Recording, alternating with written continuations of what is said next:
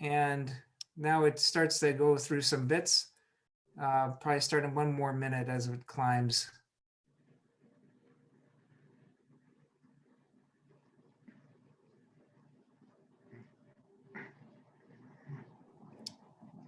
Alrighty, thank you so much, everyone, for joining us. We are so delighted to have with us two incredible leaders in the area of epidemiology, and we're grateful for John Barry for taking time to be with us. John Barry is an American author and historian who's written books on the Great Mississippi Flood of 1927, the influenza pandemic of 1918, and the development of the modern forms and ideas of separation of church and state and individual liberty. He is the distinguished scholar and adjunct faculty at Tulane University. He is regularly sought after by policymakers, and he has written for the New York Times, the Wall Street Journal, Time Magazine, Fortune, the Washington Post, Esquire, and other publications that frequently appear in other publications, and he frequently appears as a guest commentator on networks in the US, including NBC's Meet the Press, ABC's World News Tonight, PBS's The News Hour, and numerous NPR shows, and also on the BBC. John, we are absolutely delighted to have you with us, and we are so grateful that you've taken time to be with us tonight. I also am happy to welcome to this webinar Dr. Paul Kilgore. Dr. Kilgore earned his doctorate of medicine from Wayne State University School of Medicine. He completed his clinical residency training in internal medicine at the University of Michigan Health System. He has completed further post-residency training in epidemic intelligence service at the U.S. Centers for Disease Control and Prevention in Atlanta. Dr. Kilgore served at the International Vaccine Institute, where he conducted multidisciplinary translational research on vaccines and vaccine preventable diseases. Dr. Kilgore has served on a number of U.S. National Institutes of Health study sections and is currently a standing member of the Michigan State Medical Society Committee on Public Health, as well as an Infectious Disease Society of America and the American Association of Colleges of Pharmacy. Dr. Kilgore, again, we are incredibly happy to have you with us as well. This is a real honor to have you two with us tonight as we talk about the history of pandemics and what we can learn from the history of pandemics. And we're going to begin by turning to Dr. Barry and ask him a kind of leading question. In his book, The Great Influenza, which is truly an incredible book, you draw the distinction between how the pandemic was handled by the cities of Philadelphia and San Francisco. Can you say a little bit more about those two cities and how they handled it, and what was the cause for the differences in their response? You have to look at the context, and that was, of course, the war. An infrastructure had been created by the Wilson administration to keep morale up, and this included something called the Committee for Public Information. The architect of that committee wrote that truth and falsehood are arbitrary terms. Nothing in experience teaches us that one is preferable to the other. Went on to say all that mattered was its impact. In other words, the government was prepared to mislead, and in some cases outright lie if they thought it would help the war effort. So with that infrastructure in place, the pandemic came along. The result was you had national public health leaders saying things like the 1918 pandemic was referred to as the Spanish flu, although it did not start there. But you had national leaders saying, this is ordinary influenza by another name. Another national public health leader said, you have nothing to fear if proper precautions are taken. This was not ordinary influenza by another name. Its symptoms initially led to misdiagnosis of dengue, cholera, typhoid. people could die in less than 24 hours. That didn't happen often, but it could happen. In the book, I quote a physician writing a colleague that soldiers were turning so dark blue from lack of oxygen that he had difficulty distinguishing whites from African Americans. So in Philadelphia, you had, and in most of the country, you had even public health leaders echoing the lines from the national leadership. This is ordinary influenza by another name. And the result was, and people obviously, they see their neighbors, their spouse, people down the street dying, sometimes horribly, and sometimes with incredible speed. They knew it wasn't ordinary influenza by another name. The result, they lost all trust in authority. And I think society ultimately is based on trust. It became everybody for himself or herself, every family for itself. And unlike most disasters where communities tend to come together to help each other, society began to fray. It became, it was so bad in terms of the lying that when Philadelphia belatedly finally closed schools, churches, saloons, banned all public gatherings, one of the newspapers there actually said, this is not a public health measure. You have no cause for alarm. You know, how stupid did they think people were? And again, the result was society began to fray. People actually were starving to death in Philadelphia because nobody had the courage to bring them food. San Francisco, by contrast, very unusual. The only city that I know of that behaved quite this way, although I'm sure there must have been others, at least a few others. The mayor, labor leaders, business leaders, medical community got together, jointly signed a statement, ran on a full page with huge type in the newspaper, said, wear a mask and save your life. Now, that wasn't a lie, as it turned out. You know, the mask didn't do any good. Both cities actually were, I think, in the top 5 in the country in terms of excess mortality. But by being straight with the public, by telling them this is a lethal threat, the city of San Francisco hung together. When teachers, for example, when they closed schools, teachers volunteered for everything from telephone operators to ambulance drivers. Blocks were organized, people were fed. People didn't die in their homes uncared for with nobody coming around to, it was just much better organized. And that community did rally. And I think the difference was, in one, people were lied to and left therefore on their own, and the other, they were told essentially the truth, or at least what the leadership believed was the truth. And it came together. After the pandemic, the Chronicle wrote an editorial saying, in the whole history of San Francisco before this and in the future, this will actually be looked on as one of the most glorious episodes in the city's history because of the way it came together. Not that they didn't suffer terribly, they did, but it was a different feeling in San Francisco than you got not only in Philadelphia, but in many other places. I think it was directly related to the fact that in San Francisco, people were told the truth.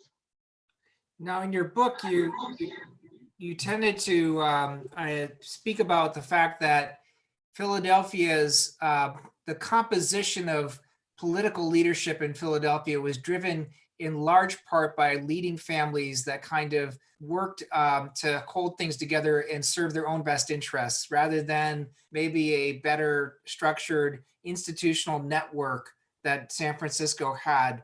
And you also talk a little bit about the fact that, you know, the press and that leadership were kind of tongue and groove in Philadelphia, whereas in San Francisco, it maybe had a slightly different relationship between the press and, say, the political machine. Is that the case? Well, somewhat. Philadelphia had one of the most corrupt political machines in the country. So Yeah. corrupt that a few years later, when they elected someone to the United States Senate, which was controlled by the same party, the United States Senate refused to seat a member of its own party because of the corruption in the state of Pennsylvania, led by that same Philadelphia machine. But there was, as you were saying, there was a elite cohort, largely circling around the University of Pennsylvania, Rittenhouse Square, and so also that had a lot of influence on the way things worked. The political machine and this group, the main line, so-called, were at odds. In this case, the society people were much more interested in actually trying to do something and do the right thing than the machine was. It's a fascinating thing. And another point of interest to me, as we just get into your work with the 1918 epidemic, is you also see kind of leading people that came to the fore. And we have, of course, Anthony Fauci, who has done, he's been in his position since, am I right in this, since 1984? He's been in his position. That's an extraordinary tenure by anybody. Almost as long as Queen Elizabeth in terms of tenure. I think he came to the NIH in 1974, in fact, and 10 years later, got the position he's in. And then you compare that with, say, William Welsh, who is your hero of your book, who was was he chair of the faculty at Johns Hopkins and then later took the lead? He was the founding dean of the Johns Hopkins Medical School, which was, revolutionary when it was founded and actually led the revolution in American medicine. Medical schools in the US in the late 1800s were beneath contempt. It was hard to imagine how bad most of them were. Anyone who could, the faculty was supported by student fees. So if you could pay your tuition, chances were very good that you would be accepted in medical school. Even at Harvard, you could fail 4 out of 9 courses and still get your medical degree. When Hopkins entered or began, it was modeled after German universities, very rigorous. You had to have a good science education to apply. And it really did set a standard that all of a sudden every other good medical school had to compete with. Then a couple of decades later, there was a study by Abraham Flexner called the Flexner Report, known as the Flexner Report, which revealed the scandal that American medical education was. And that came out, I guess, in 1910, and almost overnight, American medical education changed and became equal to the best in the world. So we had these leaders that came to the fore in 1918. And I guess the question is, do you see the same cadre of leaders or as deep a bench, as it were, in 2020? Well, of course, the world is very different and the country is very different. There are certainly top scientists involved. Dr. Kilgore, I'm sure can speak to that, and I'm sure knows many of them. I know many of them, both in universities, at NIH, in the private sector. The level of competence in the scientific community today is outstanding, not only in the US, but around the world. And obviously they're throwing everything at it, at this disease.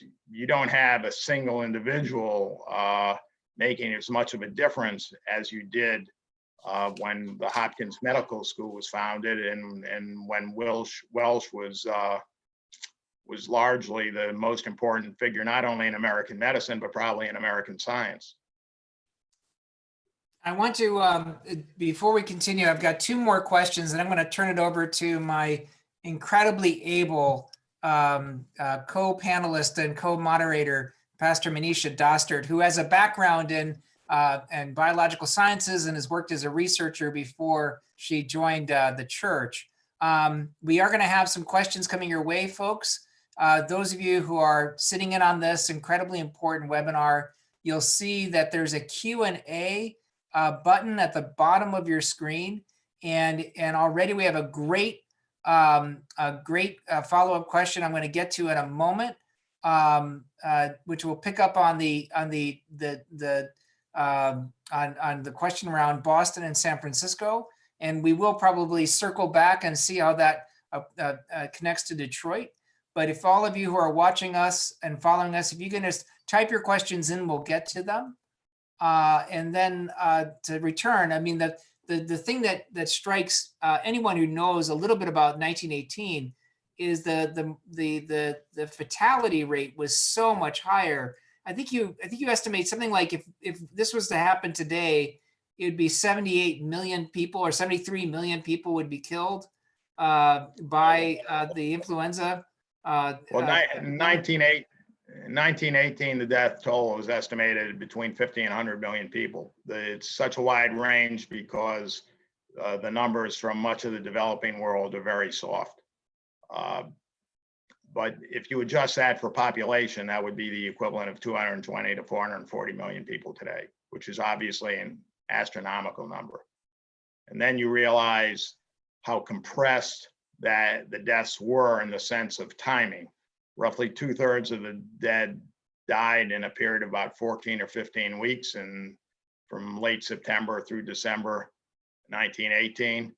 And even then, the PK, unlike normal influenza or coronavirus, young people were dying. The peak age for death was 28. Roughly 2/3 of the dead were age 18 to 45 or so. And even worse than that, according to Metropolitan Life, factory workers, over 3% of the entire population of factory workers in that age group died in a matter of weeks. So it was certainly pretty terrifying.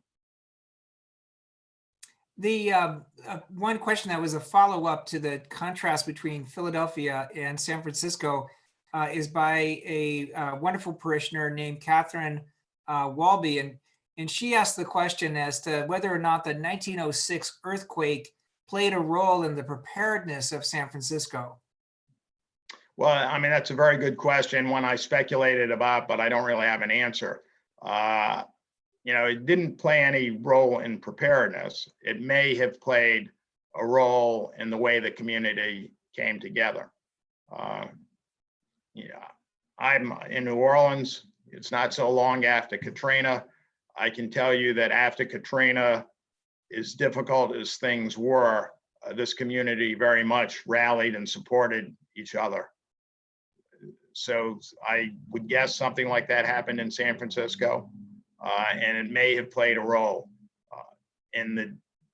but the most important thing was that the leadership of the city trusted the public, and that trust was returned, and as a result, the community did hang together. And to turn a little bit to Dr. Kilgore with this, is your experience of Detroit, does maybe some of our experience as a city that has gone through all of these peaks and valleys, to put it mildly, in many ways we had Katrina without the hurricane. Has that prepared us? Are we in a better place? Are we more like Boston, or are we more like San Francisco? That's a really good question. I think when we think about Southeast Michigan, we think about Michigan in general. It's a really, really diverse area. And when we talk specifically about downtown Detroit or the city of Detroit, from a public health standpoint, it's a different jurisdiction than Wayne County, Oakland County, Macomb County that are nearby. And one of the things that I'm sure everyone knows and remembers well is all of the financial challenges that we've had since about 2008. So there was the Great Recession. And then after that, we had the Detroit bankruptcy. which was really a challenge for the entire city and for the public health infrastructure as well. Because one of the things that happened in Detroit after the bankruptcy was that the Detroit Health Department became, I think you would describe it as a quasi-governmental organization, a non-governmental organization called the Institute for Population Health or Population Sciences. And one of the things that they did is actually had those departments in that organization staffed by former Detroit Health Department staff. So that was good news that way. Unfortunately, they had to have a massive staff reduction. So the degree to which the city of Detroit could actually act on and engage with the community around public health was limited after that bankruptcy. And thankfully, in the past few years, as Mayor Duggan has come on board and as we've seen kind of Detroit rise up economically, we've had a restoration of the health department. So it was reconstituted as the City of Detroit Health Department. And that's been a very good thing. It's been a very positive thing for the City of Detroit. And it came about, I think, really a few years before our current year, which was a really good thing, because if this had happened, say, 5 to 10 years earlier or a short time ago, we would have been in a much more challenging situation, actually, in terms of responding to the pandemic in Detroit, where to begin with, the population has many different challenges, health-wise and economically. So to have a health department there functioning is a very, very important thing. That's really, really helpful. And I want to get over to Pastor Manisha, but there was one question I thought I would bring forward, which is really fascinating and kind of moves into the history of pandemics. And this is from a person named Nancy Wendangle. She says this: the HMS Seahorse brought the terrible smallpox epidemic to Boston in 1721. And then she lets you know that she did her graduate capstone course on Cotton Mather, the great Puritan preacher, and his initial opposition, and then his change of position regarding inoculation during this epidemic. And she said that she read that the Seahorse had been inspected before the crew, passengers, and cargo were permitted to disembark and be offloaded. Do you know what the so-called inspection entailed, and what were the inspectors' credentials? Did they go around feeling foreheads and that's it? Because I imagine the inspection was pretty cursory. Now, I have learned not to underestimate your grasp of knowledge, even to the 18th century. So is this something you can clear up when they did an inspection? So I can speak to that a little bit, only from what I know about the disease. And, you know, when you look at smallpox clinically, it's quite apparent who may have it and who doesn't. In the early phases of the illness, the prodrome, they may be febrile, but if someone is in more advanced stages of smallpox, you will see the smallpox marks on their skin. So it's a really kind of what we call a clinical diagnosis in that regard. So I can imagine an inspector walking around the ship would look for people who either look unwell, have malaise, feverish, or perhaps even are prostrate, lying down, trying to feel better. Or they may be covering their skin to a large degree to hide the marks so that they're not discovered, or in an effort to reduce spread of the virus from one person to another. So I can imagine an inspector walking around would be searching for those types of individuals. I don't think they were probably checking temperatures back then. I could be wrong, but I'm guessing that they were probably more looking for individuals that were really clinically apparently with smallpox. Fascinating. That's amazing. I appreciate. Why don't we turn to Pastor Dostert? Thanks for being here, both of you.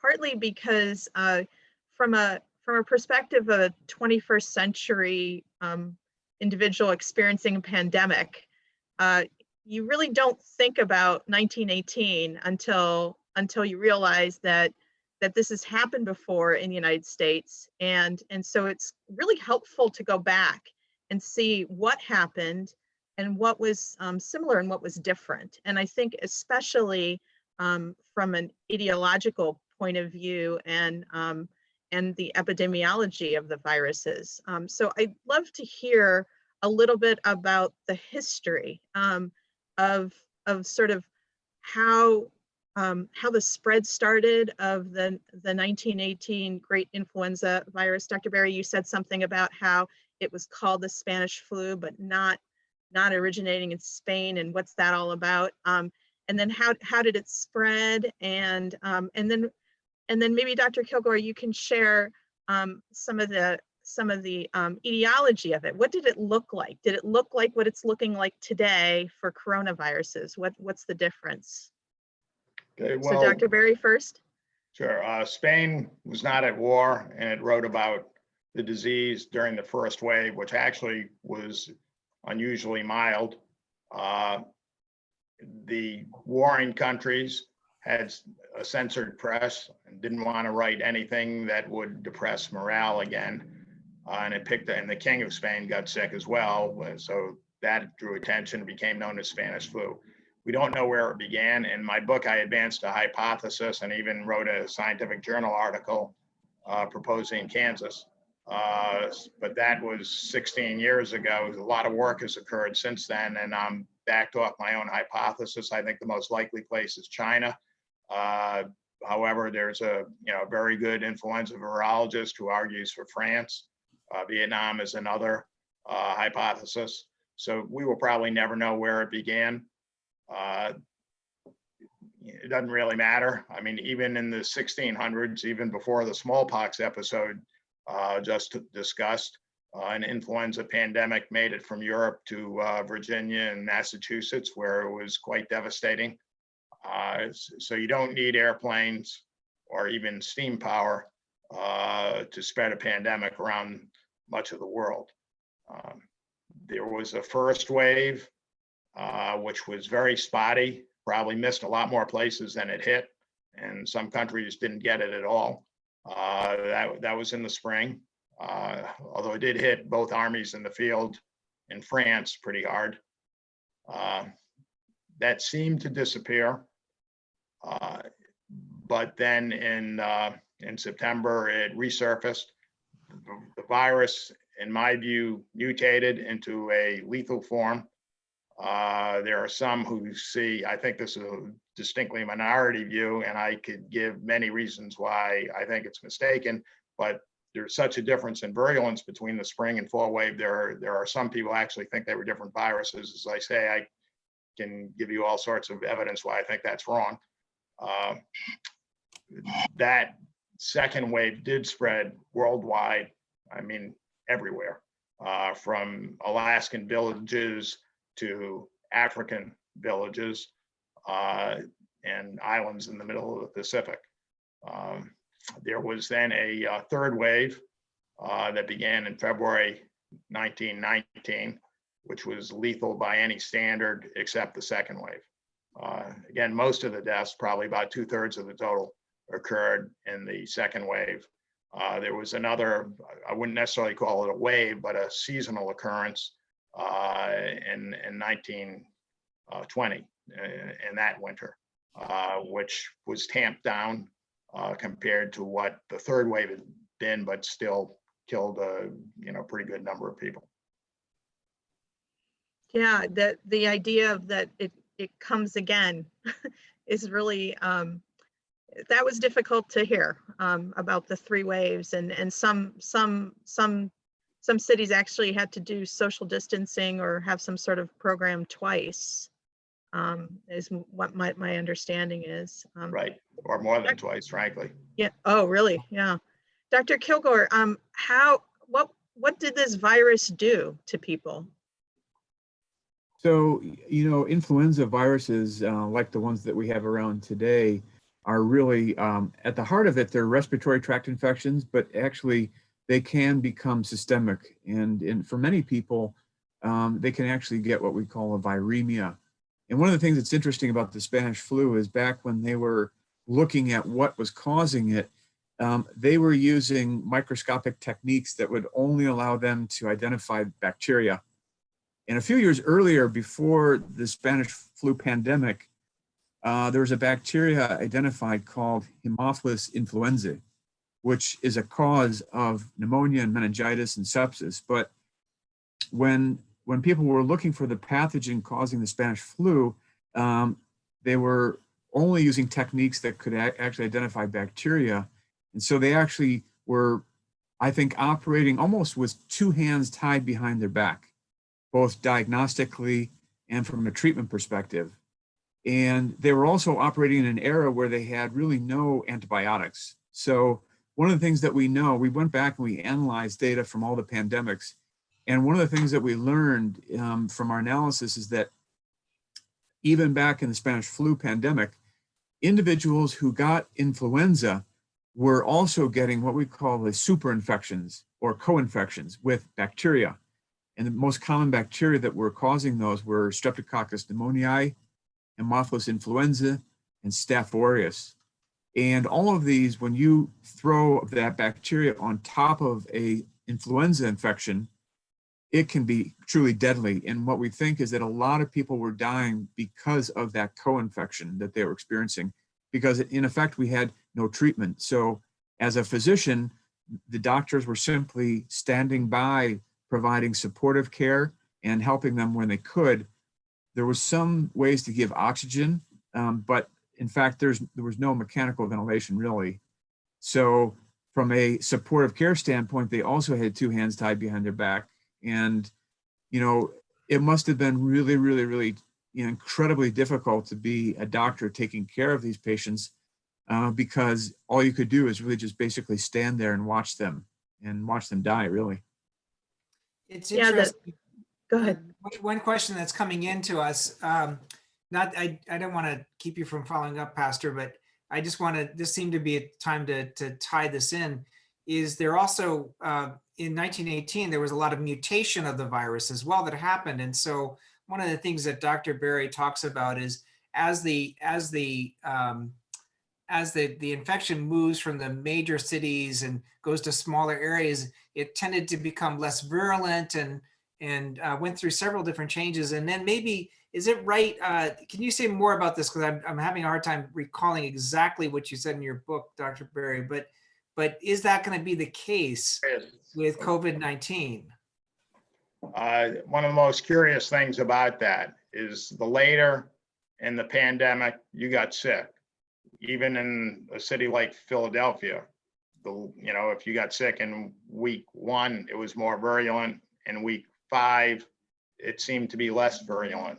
That's actually pretty well established by some very, very good epidemiologists associated with Hopkins, Frost, and Seidenstricker. And I don't really have an explanation for it other than the virus is mutating and becoming less virulent. Maybe Dr. Kilgore has another hypothesis. One of the things about the 1918 virus, which is unusual for influenza, is that like the coronavirus, it could bind to cells in your upper respiratory tract, which made it easily transmissible, but it could also bind to cells deep in the lung, which essentially meant you started out with something akin to viral pneumonia. And again, the same thing is happening with the coronavirus. I think probably a majority of the deaths were caused by secondary infections, but I think a very significant minority of the deaths were caused directly by the virus, but by exactly the same process that's occurring now, which is referred to as a cytokine storm, which basically means your immune system is trying to destroy the virus, but the battlefield is your lung, and it's wiping out the lung, causing acute respiratory distress syndrome. I don't know if Dr. Kilgore agrees with that or wants to add anything to it, but. Yeah, those are great points, John. And I think one of the things about influenza that we know is that it is frequently changing. So it goes through some minor genetic changes and some major changes, shift and drift. And one of the things that we know is that the influenza viruses that infect us also infect other animals, particularly swine. And it's that mixing of the flu virus with other species that actually enables it to get new genes and become actually a completely different bug that we haven't seen before, to which we do not have immunity. You know, in the case of coronavirus, one of the interesting things I wanted to point out to people is there's a really great research team that has a website called nextstrain.org. And nextstrain.org is doing what we call genomic epidemiology. And that really entails sequencing the entire virus or parts of the virus, and then mapping them out and comparing across different countries. And one of the things that hasn't been talked a lot about so far in the press is the fact that we have genetic subtypes or clades, CLADES, of coronavirus, the novel coronavirus, that are now circulating in the world. What we don't know very well is how these different strains may correlate with different clinical syndromes. And so I'm sure you're going to be hearing more about this as we go through different parts of the year. And the question becomes, are people who get more severe disease getting infected with a particular subtype of coronavirus? And will future drugs and future vaccines be effective against all of the strains or subtypes of coronavirus or these clades? And also this epidemiology, this type of analysis will tell us how quickly or how much the coronavirus is mutating or changing over time. And one of the things that you've probably seen are what we call these phylogenetic trees. These are basically little maps telling us the differences in coronaviruses, and they do it for other viruses as well, like flu. And back in 2003 and 4, when I was in China and Asia working there during this first SARS epidemic, they have strains left over from that time, and now we can compare those strains to what we see with the novel coronavirus. And even though the genetic differences are relatively small, there is still quite a big difference in the clinical presentation of the disease. And the other virus to also take note of is the Middle Eastern coronavirus, the MERS coronavirus. That is a different virus than our current one, and it's different from the one that caused disease back in 2003 and 4 as the first SARS epidemic or pandemic. And what's interesting is that even though they're the same family, genetically they're different, and clinically they're quite a bit different. And one of the things you'll probably remember from the Middle Eastern coronavirus epidemic is that the case fatality rate was quite a bit higher than what we're seeing now. In fact, it was quite scary at the time, and we didn't take a huge note of it globally. But if that virus had spread like our current coronavirus is spreading, we would have a much bigger problem on our hands than we currently do. Well, in fact, South Korea had an outbreak of MERS, which is one reason why they reacted so quickly to this virus. And of course, they also had experience with SARS. That's right.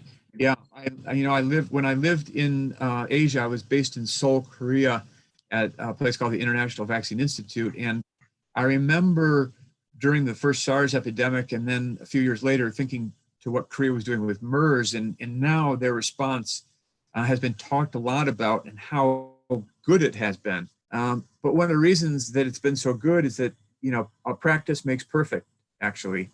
And they've had a lot of practice in South Korea. They have great technology. They have great biotechnology industry. There's good government, private sector collaboration. They have a National Health Insurance Corporation, which has a national health system. The barrier to access to care is very, very low. If you need to see a doctor, get into any doctor, you just walk in, basically. And then the last thing also I would point out is that in Korea, even when I was there, starting around 1998, I noticed that people would wear a mask, a face mask, even though they had very, very minor symptoms. So face mask usage there was culturally very well accepted, almost required if you had any symptoms. And I think that's also an important contributing factor. Pastor. So thinking about the work that you had indicated, Dr. Berry, that the scientists were doing, and Dr. Kilgore, these scientists really didn't have a lot of the knowledge that we have today, 100 years later. They didn't even know that the Spanish flu or the influenza was caused by a virus.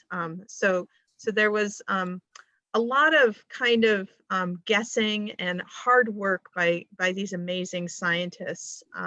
What were some of the breakthroughs that happened because of the Great Influenza? First, they were a good scientist. They didn't have our tools, but they were certainly as smart as anybody around today. In fact, one of the people in the book won the Nobel Prize in 1966 for work he did in 1911. They won't give the prize until they know you're correct in what you hypothesize. So it was 55 years before people caught up to this gentleman, Peyton Rouse. Number one, they were doing some things that we do today. You're trying convalescent serum. They knew how to make vaccines, but they did not know the target against the vaccine. They didn't even know what a virus was. They knew they were very, very small organisms. They called them filterable viruses. They would pass through the smallest filter, but they didn't know if they were a different kind of organism or just a really tiny bacteria. That discovery or definition came out of research on influenza in the mid-20s. They developed pneumonia vaccines against several kinds of bacteria. If you get a pneumococcus vaccination today, it's pretty much a straight line development, a descendant of what they developed back then. Those did not get those vaccines did not get widely distributed, except a few military camps really. Some of probably the most important discovery that you could argue came out of the pandemic. I didn't come for about 25 years. And there's a saying in basic science you may have heard. I'm sure you've heard it. I'm sure Dr. Kilgore has heard it, and probably most of the audience. You shoot an arrow into the air, and wherever it lands, you paint the target. Oswald Avery, who is kind of an inspirational figure to me, went through great difficulties over the course of 25 years, but he started out studying the pneumococcus and pneumonia, ended up discovering that DNA carried the genetic code, which without a doubt is one of the most important and arguably even the most important discovery in the biological sciences in the 20th century. You can make a good case that came out of the influenza pandemic.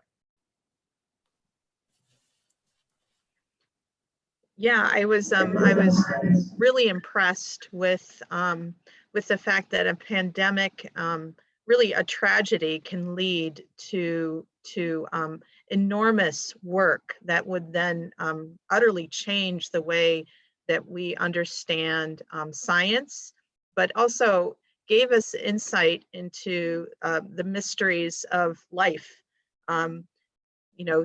Inevitably because of the work that Avery did, and then Watson and Crick's work, we now understand DNA and everything past that, given what Dr. Kilgore is saying now about the genetic makeup of coronaviruses. So all of that is really helpful. And I could geek out on this, but we also should talk about what's going on today, especially in Detroit. And so, Father Bill, I think you have a couple of questions. Sure. I mean, we have a couple.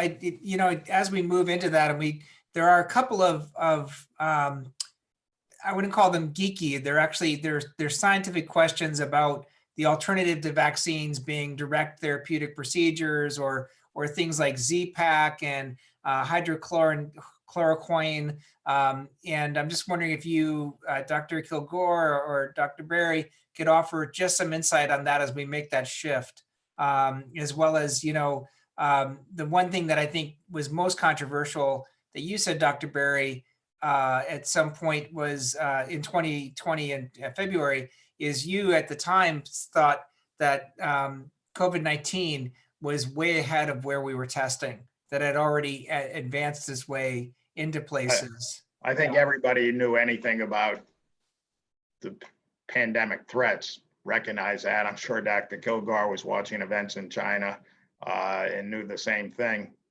I know in early or mid-January, around the 10th or 12th, something like that, it became very apparent to probably everybody who knows anything about pandemics that this was a very, very serious threat and likely to become a pandemic. I actually wrote an op-ed that ran in the Washington Post in January that I originally titled, "This virus cannot be contained," although I softened that to a question, can this virus be contained? Probably not.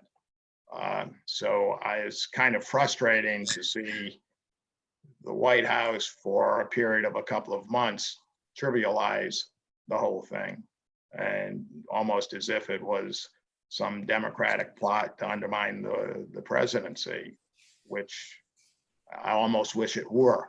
Unfortunately, it's real. And obviously, where you are in Detroit, it's very much a hot spot, as it is where I am in New Orleans. And then Dr. Kilgore, about things like Z-Pak and hydrochloroquine. So, it's interesting. One of the things that happens when, a new virus emerges like this is that we immediately begin searching for new treatments or effective treatments. And you've heard of one drug that's been repurposed. The drug name is remdesivir. That was originally developed as an antiviral for Ebola virus. It didn't work really very well for Ebola, but that drug has actually been evaluated now in China, and there's studies going on elsewhere. And some early data that was published just about a week ago, suggesting that it may lead to some clinical improvement, although it was really a case series in the New England Journal. It wasn't a tried and true randomized controlled trial. With the hydroxychloroquine and the azithromycin combinations and other drugs, we're repurposing drugs that actually have in the laboratory, when we put them in vitro with different viruses, they actually do have some antiviral activity. Interestingly, azithromycin, which was an antibiotic for treatment of bacterial infections, also in the laboratory has antiviral activity. Doxycycline is another common antibiotic. It actually has antiviral activity. There's a drug that we use for river blindness in Africa called ivermectin that actually has some antiviral activity. And so these are all being looked at as potential treatments. We've never actually had a chance to look at any of these with coronavirus. These were not looked at in the first SARS epidemic, really. And so we're in really new territory right now. We've learned a lot of how this virus acts and behaves. It gains entry into cells through a channel that, or a receptor that also relates to treatment of hypertension. So it's one of the reasons why people who have high blood pressure seem to be at higher risk for this particular virus. So that's an interesting twist. There are other treatments or preventive strategies being looked at. One is TB vaccine.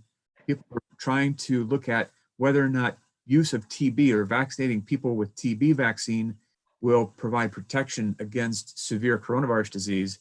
The principle behind that is that BCG is a general immunostimulator, and it stimulates the immune system enough in different ways in the T cells and B cells to actually stimulate enough protection to keep people from getting severely ill. Those studies are going on in Australia and Netherlands right now.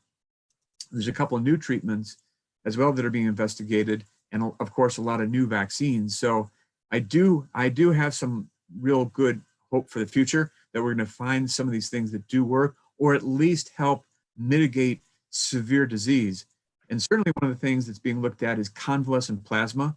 We know that that worked back with the SARS epidemic, the first SARS epidemic. It was actually tried. So we know that there's evidence for that. It's worked for Ebola in the past to some extent. Now those studies are going on right now for the new coronavirus. So we should be getting some data on that as well. So there's a lot of interesting things going on. So time will tell. Hopefully in the next few months, we'll actually see some results coming through on these studies. Wow, and that's incredible. And of course, we don't. This is the kind of fine-grained analysis that we don't always see in news reports on this. And so that's incredibly comforting to know just the incredible span of things that are being tried to someone who just follows this through the newspaper. You know, one of the things. One other interesting thing, before I forget, I need to tell you. Please. There's a professor in Detroit. Actually, his name is Ananda Prasad, and he has spent his entire life studying zinc. And what's interesting about hydroxychloroquine is that it acts as an ionophore for zinc. Zinc by itself has some antiviral activity, but it helps if it's inside the cell. And one of the things that a combination of hydroxychloroquine and zinc might.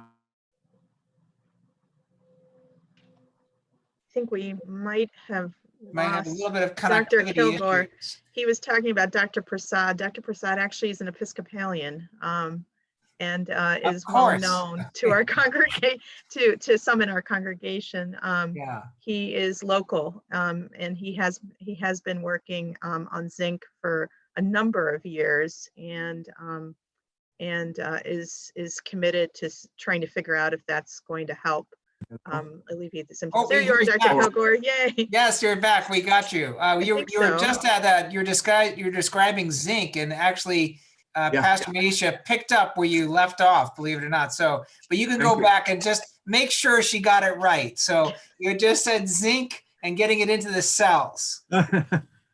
Yeah, actually, the hydroxychloroquine acts as an ionophore, opening the channels, helps zinc get inside, and has more powerful antiviral effects.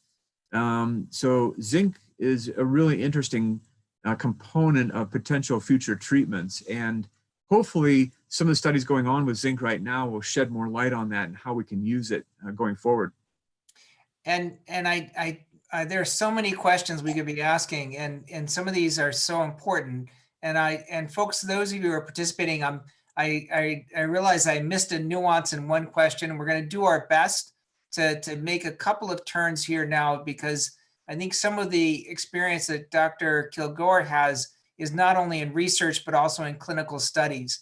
And maybe as a way to segue to that, you know, one of the things that is interesting about the 1918 pandemic is that the level of morbidity among African Americans was relatively low. The mortality rate was high, but the level of morbidity, the number of people who actually contracted the virus was comparatively low. And people have had different theories as to why that was the case. Of course, that isn't the case in Detroit. And I'm wondering if you can maybe answer that as you move into talking a little bit about your clinical experience with COVID-19 in Detroit. No, this is a very important topic. And when we look at overall population health in different parts of the country, one of the things that we know from one survey I'll tell you about, it's called the BRFSS survey. It stands for Behavioral Risk Factor Surveillance, and it's actually funded by CDC. It's a telephone-based survey, and it's done in many different states, but essentially is asking about the health of different people across the state. And one of the things that we know is that about 30% of the African-American population in Detroit actually reported that they had fair to poor health. And this was a few years ago, actually, well before the pandemic. We also know in many urban areas, in low-income areas, we have very few healthcare facilities where people can go very quickly or easily to get care. We also know there are transportation challenges. Many people don't have a car and they have to rely on bus transportation. Many people still don't have health insurance. So even if they did get to the doctor, the clinic, or the hospital, they don't have a means to pay for that care. So what that tends to do is it has people delaying their access to care because they know when they get there, the hospital is going to ask them to pay something. So they're very worried about that. Of course, the other thing to keep in mind is that when people are short on money and economically strapped, even though the doctor they have recommends that they take a high blood pressure medication or a diabetes medication or a heart med, chances are they may skip a medication or cut back or not take the entire prescription because They simply can't afford it, or they're trying to save pills to save money. And when that happens, that means that they're not having good control of the condition that they already have. And high blood pressure is a great example. Diabetes is, pulmonary disease. Asthma is quite prevalent in Michigan and Southeast Detroit and Southeast Michigan. There's one area in Southwest Detroit, which has very high incidence of asthma, actually. We also know that people at rates of smoking would be a risk factor, and anyone who is immunosuppressed would be at risk for severe coronavirus disease. And so when you put all these together into one population, you can begin to quickly see how people would be behind the 8 ball, even from the very beginning of this pandemic. Wow. And you've had some experience in the clinics. And, one question that came our way is, Beaumont recently closed its hospital in Wayne. There's obviously a tension between the well-being of people health-wise and the functioning of the economy. I mean, even though the president has been fairly notorious in making these calculations public, I think in this respect, he is speaking for a number of people who privately wonder at what cost is this social distancing hurting us. Can you tell us a little bit, paint a picture about what it's like to work clinically in Detroit to address COVID-19 infections? So there's a couple of perspectives I could add. One is that, when you talk about emergency departments or intensive care units in large hospitals like Detroit Receiving Hospital, Harper, or Henry Ford Hospital downtown, or other hospitals, the number of patients that are coming in means that they cannot simply admit everyone that comes in. So there immediately what happens is a triaging system is put in place. So individuals that have mild illness, even though they have COVID-19, will go home. And they'll go home getting recommended to take supportive measures, basically Tylenol or fever-lowering medicine and rest and fluids, much like you would do for, several years ago for flu. Then the next tier are people that have some kind of deficiency in breathing. So either they're short of breath or they're not getting enough oxygen as judged by what we call a pulse oximeter. That's that little measurement you put on your finger, little clip, tells you how much oxygen is in your blood. Or in some cases, we'll do an arterial blood gas to get that. But when you do that, you make a judgment based on those data as to whether or not the patient should come in or not. You also do a clinical judgment to see if it looks like they're getting worse. And if they're headed in the wrong direction, those are going to be people that would almost certainly get admitted. And they get up to a floor and they get oxygen therapy and other supportive therapy like IV fluids. And then there's a third group. That third group are those people that come in the door who look like they could be in imminent danger of respiratory failure. And it's those people that are getting intubated. So they go immediately on the ventilator. And it's this number of patients that everyone's worried about, because once people get into that mode of requiring ventilation and supportive care in ICU, it means that they're going to be in there for several days. It can be very difficult to get a patient off the ventilator when they have advanced disease. That advanced disease we call ARDS, or acute respiratory distress syndrome. ARDS can be very difficult to reverse. The lung will heal slowly, and even a patient on a ventilator can have lung damage ongoing, even on the ventilator. So it can be really, really challenging. Yeah. The other perspective I need to tell you quickly is, in a clinic that actually Mayor Duggan helped set up by getting rapid diagnostic tests in the Detroit Health Department. We've been there testing now for several days, and we started with first responders, so police, fire, EMS, as well as DOT and bus drivers and other workers from the government. And one of the things I think that people found surprising is that we had individuals walking in the door who were not terribly symptomatic. You would look at them and say, well, you know, they don't look well, but they don't look in absolute respiratory distress. A lot of these individuals were positive by our test. Luckily, these were individuals that we could instruct to be able to take care at home. Of course, they have to isolate at home and take care of themselves and rest. We gave instructions, of course, if you get sicker, you know, make sure you talk with your doctor or go to the emergency department. But these individuals were very upset too. And I think one of the things we forget about this illness is that there's a huge component, mental health component, emotional component that people are grappling with. And you immediately see that stress on people when they get the announcement or the news that they have a COVID positive test. It changes everything for a lot of people. And it's one of the things that people are really not mentally or emotionally prepared necessarily to deal with. So we provide some guidance to them and resources in addition to the medical, physical resources that they can get. We point them to other social service resources and the like, so they can actually get care in that way too. Yeah, it's funny. Dr. Berry mentioned this a lot in the closing part of his book about the level of suicidality going up, the level of, there was actually, you actually made the argument, Dr. Berry, that there was a connection between the viral infection and actually mental processing that would affect mood. Yeah.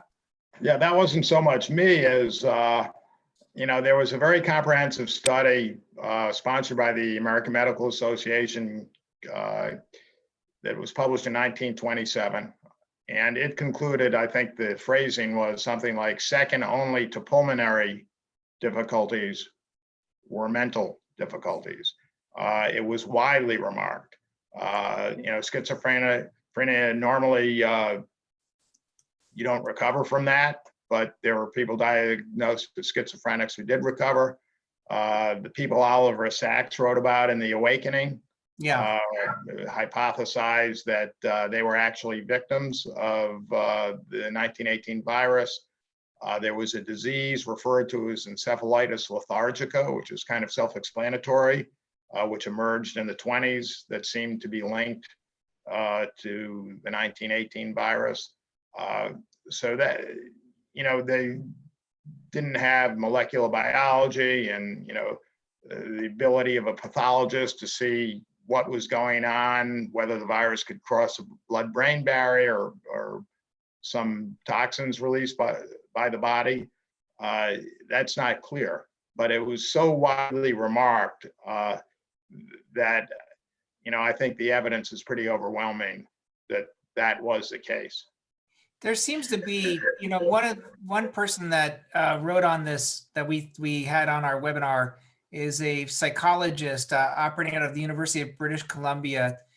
And he made the remark that the psychological footprint of a pandemic is larger than its medical footprint because it kind of spreads through a society and it kind of creates several different, you know, offshoots of mental illness that come out of it. And are either of you seeing that now? And, you know, not to go on, but one thing that I found fascinating at my wonderful, our organizer for this webinar, Meredith Skoronsky, was doing some digging, and she read an old issue of Science magazine. And it was someone, George Soper, who was the representative. Great epidemiologist. Yes, and the Sanitary Corps was his group, which of course started in the Civil War. And he had a list of things, 12 steps to take, which you actually quote in your book, Dr. Berry, as having been put out in 1918. And this was under the title of what we learned from the 1918 influenza epidemic. And he said things like, you know, wash your face, keep clean mouth, clean skin, clean clothes, try to keep cool when you walk, chew all your food. Yes, chew all your food, avoid tight clothes, tight shoes, and tight gloves. And then when the air is pure, breathe all of it. You can breathe deeply. So as opposed to the normal way you breathe. And, what was fascinating to me about that is that list, which you cover, I think was it the Red Cross put that out in 1918, and then it got repeated.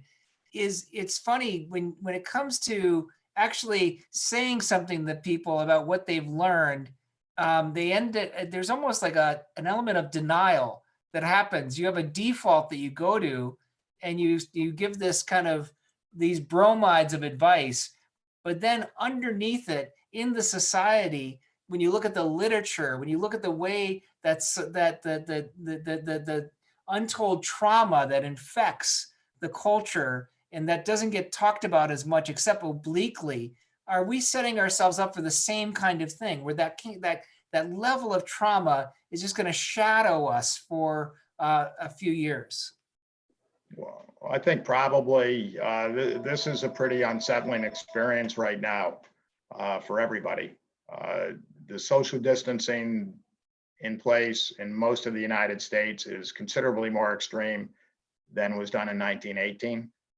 No city closed down businesses, none that I know of anyway. They closed places of public gatherings, but that was it by fiat anyway.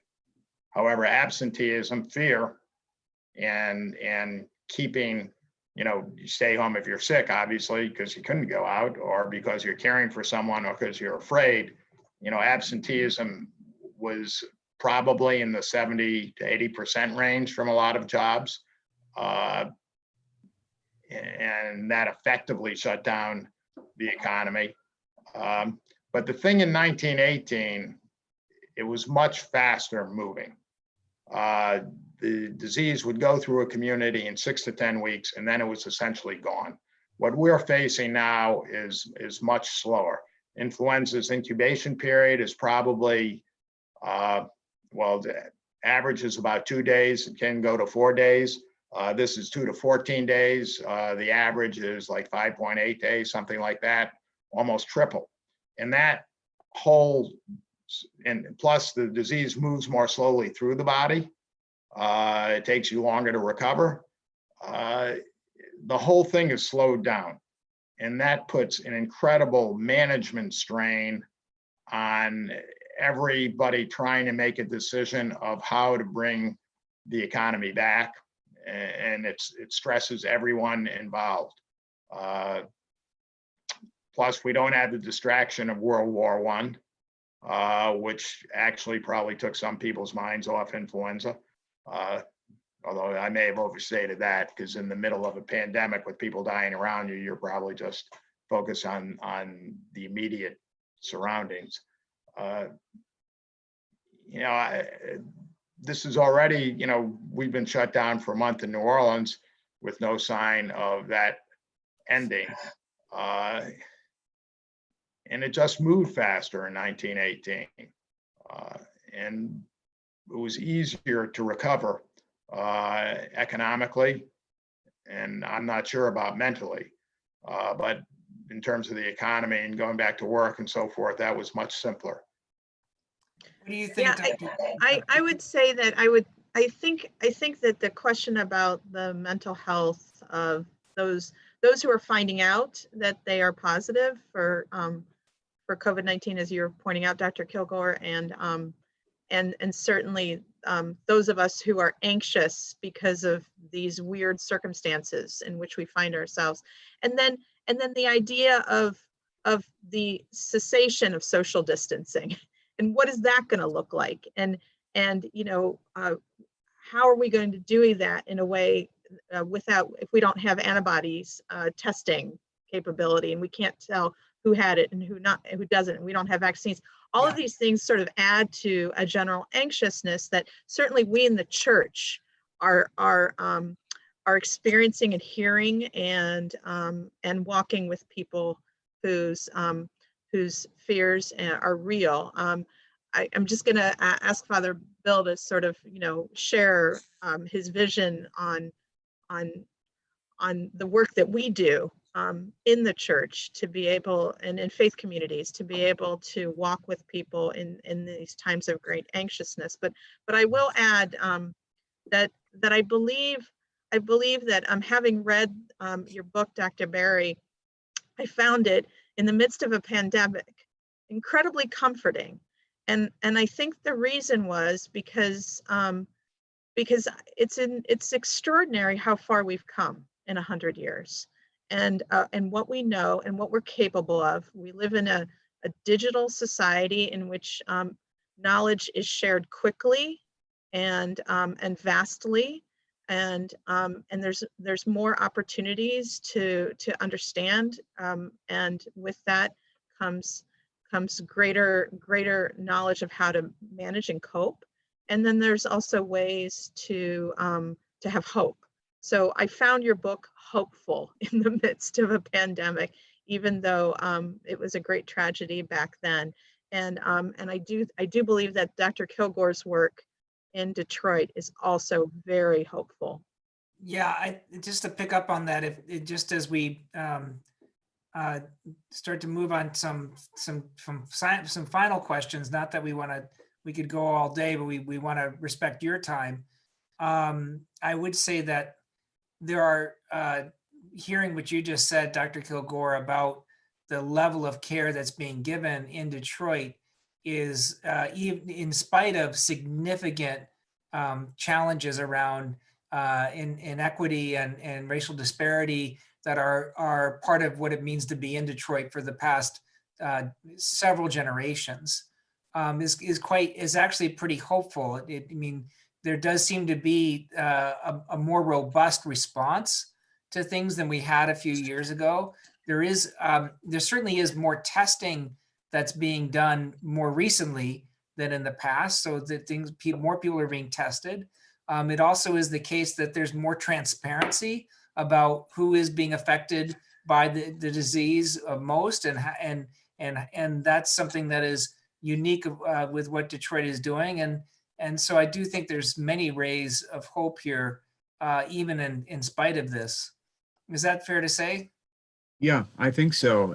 Absolutely right. And there's a couple of things that you've heard about in the news that are actually pretty inspiring. And you've heard a lot about the frontline healthcare workers and how they're putting their lives at risk on the line every day, and that's actually really happening. But one of the other things that's happening is that people are doing their jobs without adequate personal protection. We call it PPE.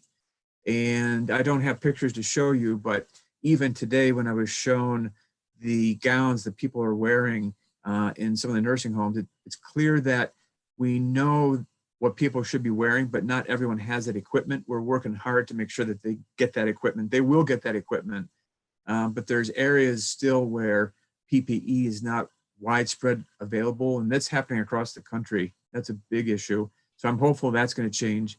I know the diagnostic situation is improving.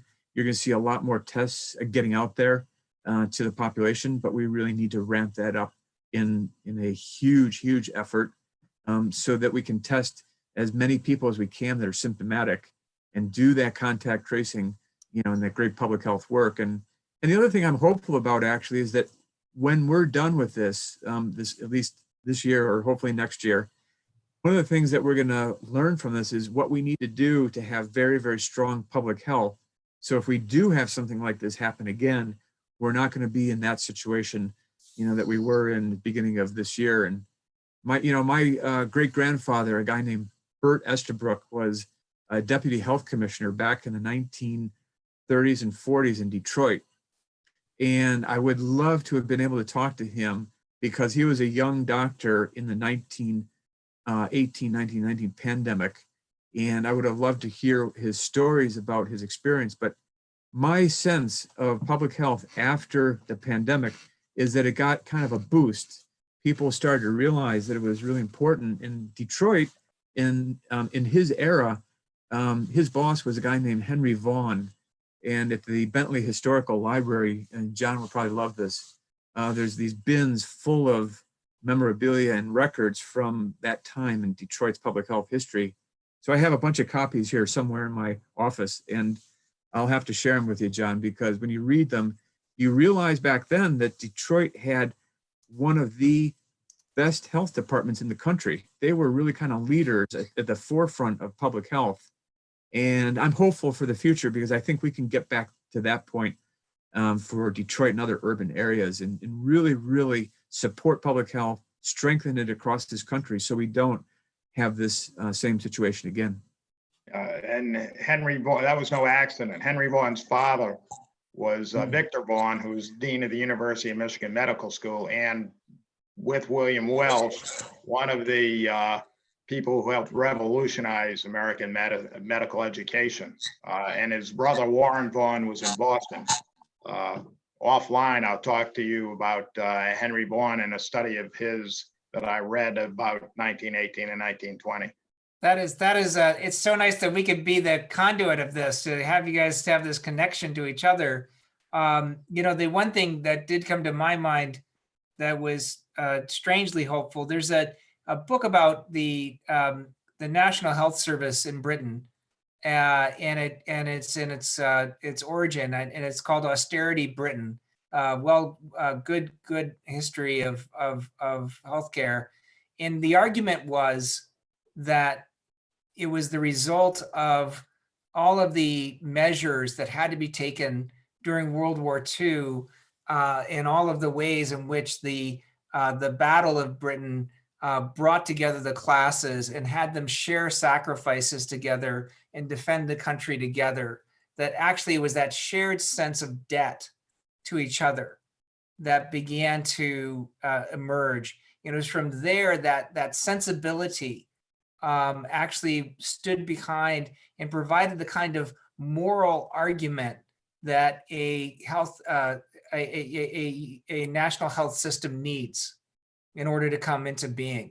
And I don't want to suggest that we're going to have anything like what the UK has, but I do think that public health issues are going to be undeniable at this point, given what we are experiencing today. And so I can't imagine a more robust public health system not emerging from this pandemic. And similarly, something you said, Dr. Barry, that I thought was fascinating in a remarks you made at St. Olaf's College in 2020, February 2020, is you said you believed, and this is, I don't want to betray my complete biases, but you looked at the anti-vaccination movement with a little bit of scorn and derision. And you said, well, those people are going to get drowned out after COVID-19. Do you still think that? And what gives you hope? Well, people want to be safe. Yeah. And I cannot imagine someone not wanting a vaccination against this threat. It just doesn't make any sense. Yeah. There are a couple of things I want to say. Either. Yeah, well, that's exactly, but they finally have been. There were a couple of things I want to make our group aware of as we start to move towards the close. We have a couple more webinars planned. Next Wednesday at this same bat time, at this same bat station, we're going to have the Lieutenant Governor is going to come and be with us. And we're going to have a panel of people to discuss his role as the new chair of the task force that Governor Whitmer put in place to study the intersection of race and inequality in pandemic. So he's going to be here to talk about that very important issue. And Dr. Kilgore, if you want to call in anytime to any of our future webinars, we would be happy to have you back.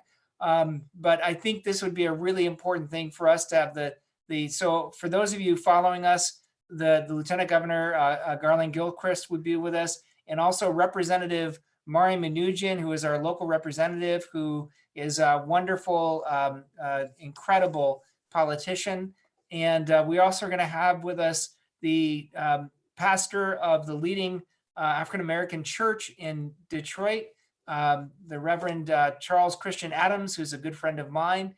And then we're going to have the Episcopal Bishop, the Right Reverend Bonnie Perry will be with us for that discussion. And then in another week's time, on the 29th of April, we're going to have Charles Blow, who is a columnist for the New York Times.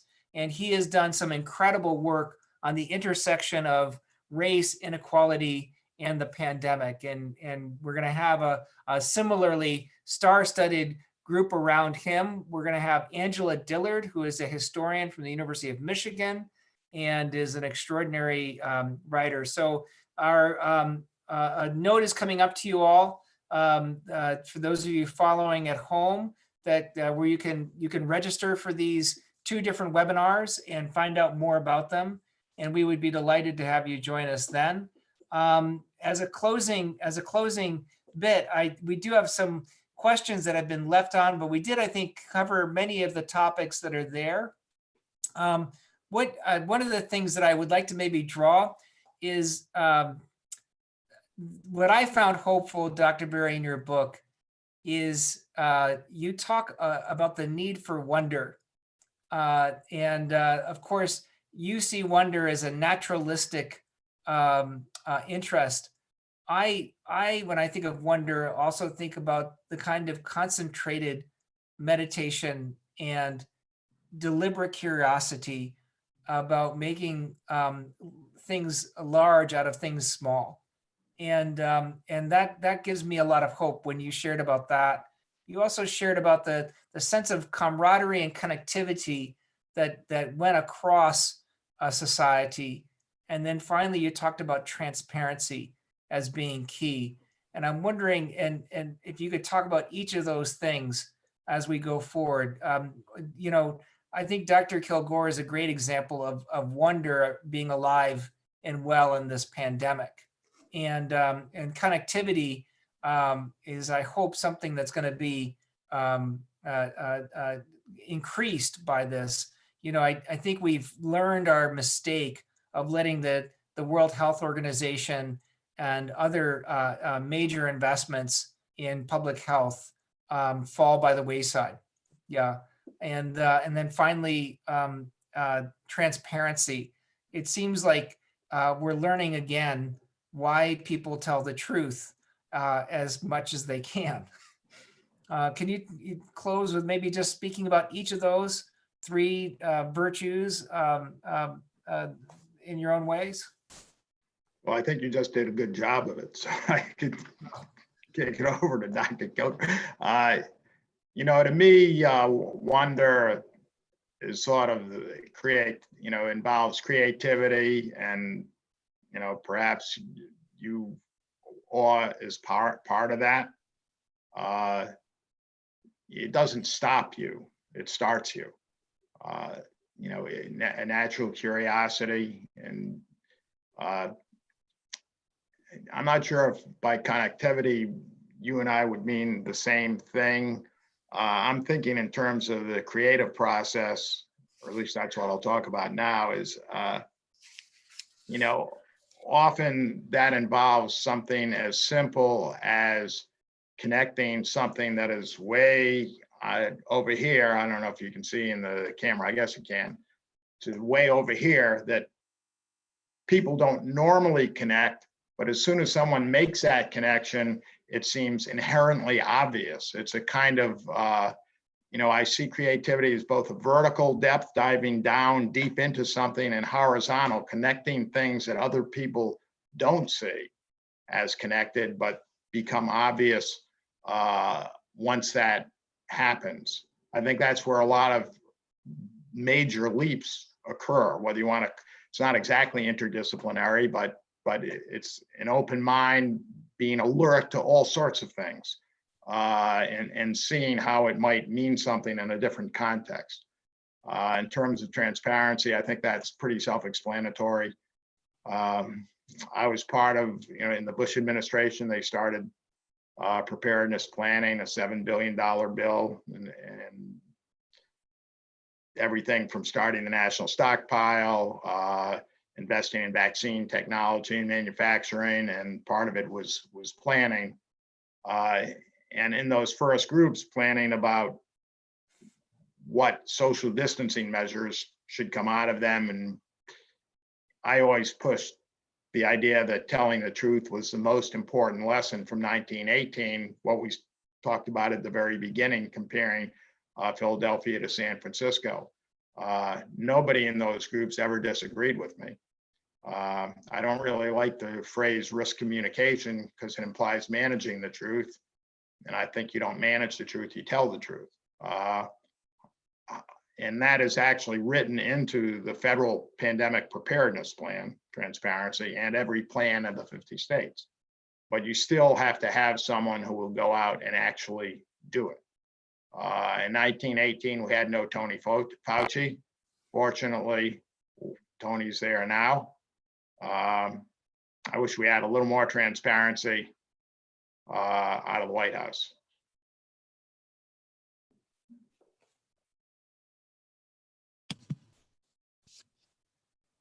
Can you hear me okay? Yes. That was, you both are so articulate. It's hard to follow, but one thing that occurred to me, I was sitting eating breakfast a few days ago, and all of a sudden a phrase popped into my mind, and the phrase was the power of small. And what I meant by that, I think at the time, was that, we are actually faced with this situation because of something so small we cannot actually see it. But the power of how that small virus can impact billions of people is just almost unimaginable. The other part of the power of small is that what I've discovered is that even very, very small things that people can do right now for their own health help protect them in the future against coronavirus or COVID-19.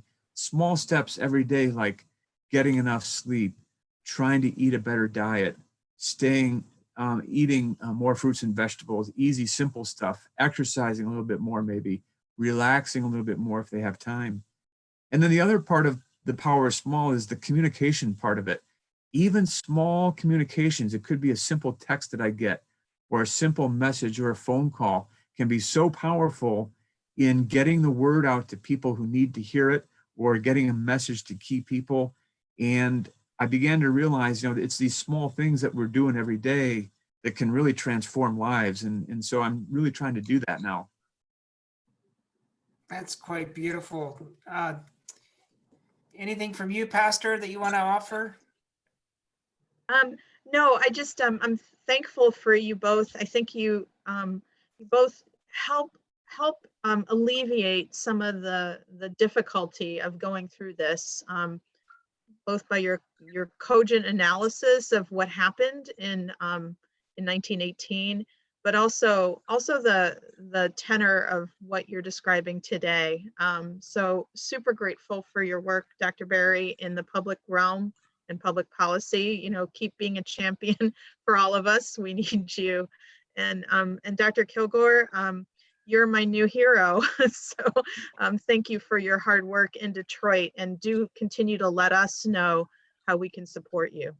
Yeah, and I would say that is the one thing that I think gets underestimated is we are a leading church in the area, and I'm extraordinarily proud of my congregation because of the level of investment that we've been making in different ways. So one of the things that we've recently supported heavily was a group that just brings some nurture to healthcare workers in the form of a meal.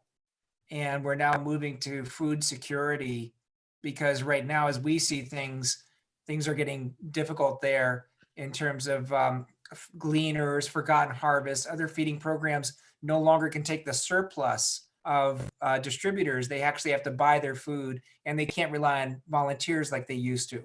And so we're making targeted investments there to try to move the needle and to make sure people get food.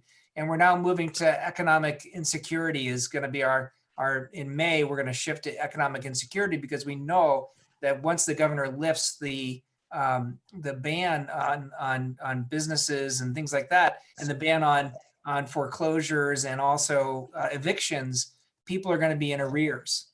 So we were working to do that as well. And so I'm incredibly proud of my congregation. And if there are things that you need, and you will know best, what you need, if you could keep us in mind. We have about 2,000 members, and I would say to a person, we are incredibly committed to making this city more humane and civil and loving, and building the beloved community. For those of you who have come in, I want to apologize for not answering every single one of your questions. And I want to ask your grace and permission and forgiveness as we continue to move on and to plunge ahead in these incredibly challenging conversations, but so informative. And I'm so grateful for each of you tonight. Dr. Berry, you're one of my heroes. So I'm so grateful to have met you. That's kind of you, Honestly, sir. you're an incredible writer, an incredible historian, and you do incredibly courageous work. And Dr. Kilgore, I think Manisha's right. You are doing a heroic and wonderful work, and so we are so grateful for you. And let's close this out. Thank you all for being here. I'm going to actually do a classic prayer from memory, so no one quote me, from the Book of Common Prayer. So if you all will just take a moment, and I'll do it in the usual way. The Lord be with you. And also with you. Let us pray. Keep watch, dear Lord, with those who work or watch or weep this night. Have your angels watch over those who sleep. Tend the Care sick. for the sick, dear Lord. Soothe the suffering and shield the joyous, all for your love's sake. Amen. Amen. Are you going to finish it, Pastor? I'm sorry. I didn't mean to. No, I was I cueing rushed you. it.